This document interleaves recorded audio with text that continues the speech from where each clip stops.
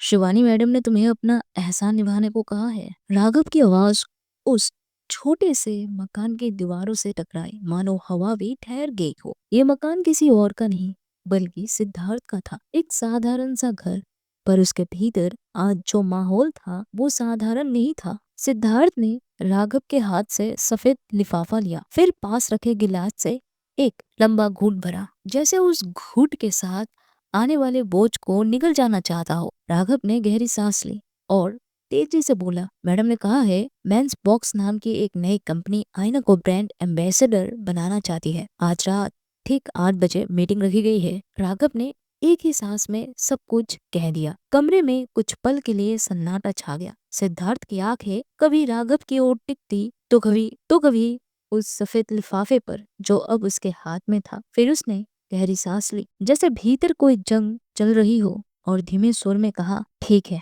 मैं कर दूंगा। राघव के होठों पर एक हल्की मुस्कान उभरी, जो शायद राहत से ज्यादा चालाकी से भरी थी। वो दरवाजे की ओर मुड़ा और जाते जाते पीछे मुड़कर बोला, मैडम को निराश मत करना सिद्धार्थ। दरवाजा बंद हुआ और कमरे में फिर वही सन्नाटा, सिर्फ पंखे की धीमी आवाज और भीतर उमड़ता तूफान। दरअसल शिवानी का प्लान साफ था, आयना को उसके बिल से बाहर निकालना। जिस आयना ने उसे नीचे गिराने की साजिश रची थी, उसे अब उसकी ही दुनिया में खींचकर सजा देने का वक्त आ चुका था। आयना जो अपने स्कैंडल के बाद मीडिया से पूरी तरह गायब हो चुकी थी, अब एक छोटे से गेस्ट हाउस में रह रही थी, जहां हर खिड़की के बाहर सिर्फ अंधेरा और ईर्ष्या था। आयना चालाक थी, इतनी कि अपने ही पतन को एक रणनीति की तरह देखती थी। मीडिया उसे खोज रही थी, चैनल्स उसके पुराने स्कैंडल को अब और भी भून रहे थे, पर आयना जानती थी जब इंडस्ट्री में अगली बड़ी खबर फटेगी, उसकी कहानी अपने आप दफन हो जाएगी और वही होगा उसका वक्त फिर से बाहर निकलने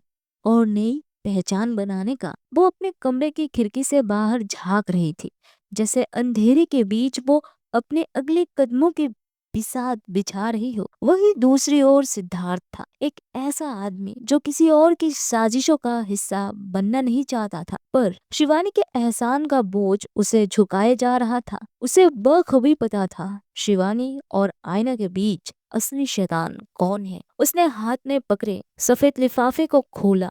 अंदर मोटी गड्डियां रखी थी, कैश की चमक जो उसकी नैतिकता का मजाक उड़ा रही थी। सिद्धार्थ ने धीरे से नोटों को देखा, फिर बुदबुदाया, माफ करना आयना, लेकिन इस वक्त मुझे अपनी बेटी की जिंदगी ज्यादा प्यारी है। उसकी आवाज में ठहराव था, अपराध बोध का नहीं, मजबूरी का। वो उठ खड़ा हुआ, कुर्सी को पीछे धकेला और बिना पीछे देखे कमरे से निकल गया। कुछ घंटे बाद सिद्धार्थ उस गेस्ट हाउस के सामने खड़ा था, वही जगह जहाँ आईना की दुनिया वही जगह जहां आईना ने दुनिया से खुद को छुपा रखा था। दीवारों पर पुराने पेंट की परतें झड़ रही थी और अंदर रिसेप्शन पर बैठा आदमी थकी नजरों से उसकी आईडी देख रहा था। आईडी देखकर उसने सिर हिलाया। कमरा नंबर 12, ऊपर बाएं तरफ। सिद्धार्थ सीढ़ियां चढ़ता चला गया। हर कदम के साथ उसके मन में आवाज गूंज रही थी, क्या मैं सही कर रहा हूँ? कमरे के बाहर पहुंचकर उसने दरवाजे पर दस्तक दी। एक बार, फिर दूसरी बार, कोई जवाब नहीं। तीसरी बार जोर से ठोका और दरवाजा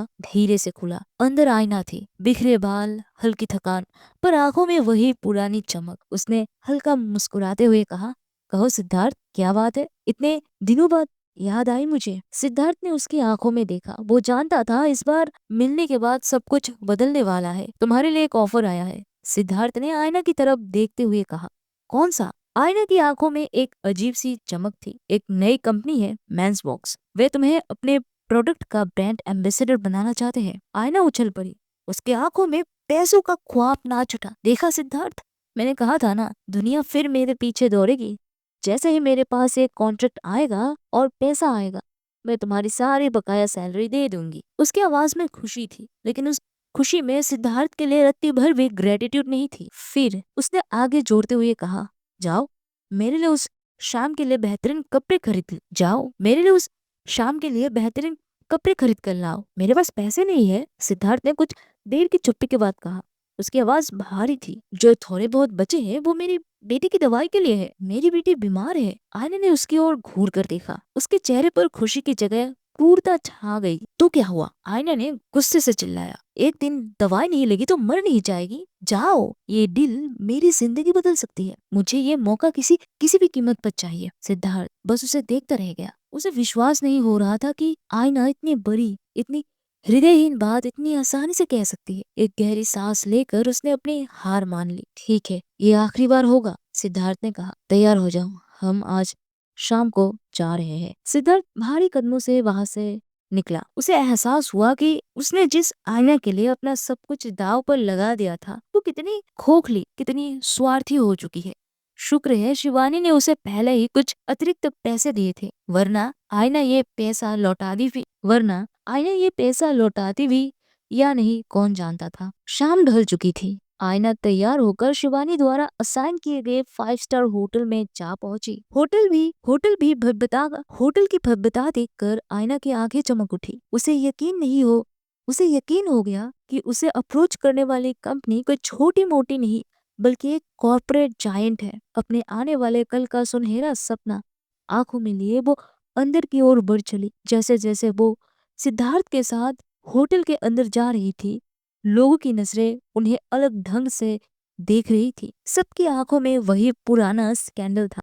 हर कोई फुसफुसा रहा था, मगर सामने से कोई कुछ कहने की हिम्मत नहीं जुटा पा रहा था। आईना तय समय से पहले ही कमरे में पहुंच चुकी थी और सिद्धार्थ के साथ बैठकर अपनी बेकाबू खुशी को शांत करने की कोशिश कर रही थी। ठीक उसी वक्त राठौर मेंशन में माहौल बिल्कुल अलग था। शिवानी ने एक सफेद स्लीवलेस ड्रेस पहनी हुई थी जिसमें उसका सुडौल बदन बिजली की तरह चमक रहा था। वो अपने बालों को संवार ही रही थी कि पीछे से कियारा ने आकर उसे अपनी बाहों में जकड़ लिया।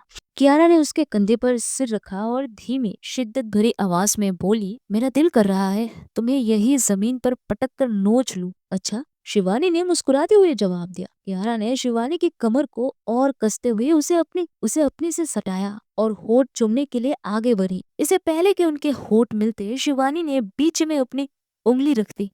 नहीं, अभी नहीं। कियारा ने उसका हाथ हटाया, उसकी आंखों में देखा और कहा, नहीं, मुझे अभी करना है। इस बार शिवानी ने कियारा के पेट पर एक शरारती चिमटी काट दी, जिस पर कियारा चीख पड़ी। ऐसा कोई करता है क्या? हाँ, मैं करती हूँ।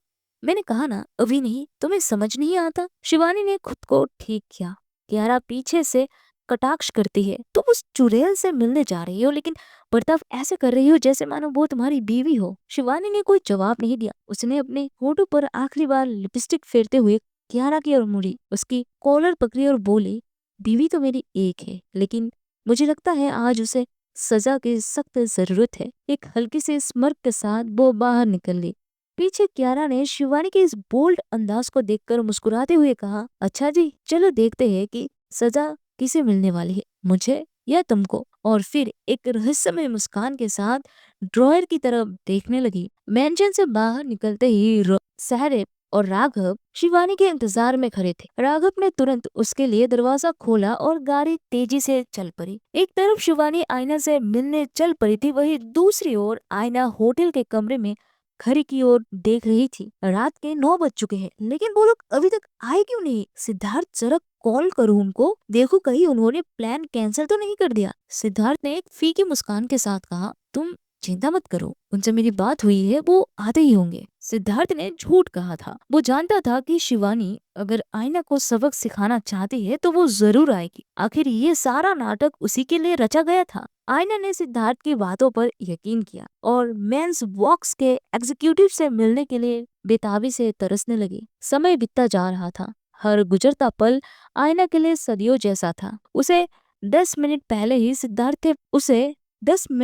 ही सिद्धार्थ से पूछे हुए थे, लेकिन उसे लग रहा था मानो 10 साल गुजर गए हो। उसका गला सूख आया था और बेचैनी उसके अंदर आग बनकर जल उठी थी। और तभी दरवाजा झटके से खुला। जैसे ही आईना की नजर उस ओर गई, गुस्से से उसका चेहरा लाल हो गया। उसने चिल्लाते हुए कहा, तुम यहाँ कैसे? ये मत कहना कि तुम भी यहाँ कॉन्ट्रैक्ट के लिए आए हो। तुम्हें शांति क्यों नहीं मिलती? मुझे बर्बाद तो कर ही दिया है, लेकिन फिर भी मेरा पीछा नहीं छोड़ोगी तुम? आईना ने जैसे ही शिवानी को दरवाजे पर देखा, वो बेहताशा उसे भला बुरा कहने लगी। शिवानी ने कोई जवाब नहीं दिया। बस अगले ही पल जो हुआ उसकी कल्पना कमरे में मौजूद किसी ने भी नहीं की थी। ओके गाइस, पता है पिछले कुछ दिन नो अपडेट्स थे, but I am back and this time no breaks. Storytelling is my passion and hub and अब हर दिन गारंटेड नया चैप्टर्स आएगा। अब सुनो सबसे इम्पोर्टेंट बात, अगर आपने आईना की ये सरप्राइजिंग ट्विस्ट सुनी और पसंद किया है तो तुरंत चैनल को सब्सक्राइब करो, क्योंकि हमारा बिग गोल है 31 दिसंबर तक 1K सब्सक्राइबर लाना। Help me to hit that milestone. Okay, जल्दी से इस वीडियो को लाइक कर दो और कमेंट में बताओ आईना के इस प्लॉट ट्विस्ट को कितने हाई पॉइंट्स दोगे तुम लोग। आपका हर लाइक हर कमेंट इस चैनल को ग्रो होने में सपोर्ट करता है। और जो लोग अपकमिंग एपिसोड्स का एक्स्ट्रा तड़का चाहते हैं, जल्दी तो सिर्फ 59 रुपीज में आप हमारे चैनल मेंबरशिप को ज्वाइन कर सकते हैं। इसमें आपको मिलेंगे डेली 2 एक्सक्लूसिव एक्स्ट्रा एपिसोड। चाहो जल्दी से ज्वाइन बटन दबाओ। और हाँ, अगर इस कहानी को पढ़ना है तो लिंक डिस्क्रिप्शन में है, आप प्रतिलिपि पर इसे फ्री में पढ़ सकते हो। बस इतना ही, मिलते हैं नेक्स्ट वीडियो में। तब तक के लिए बाय और हाइप करते रहो।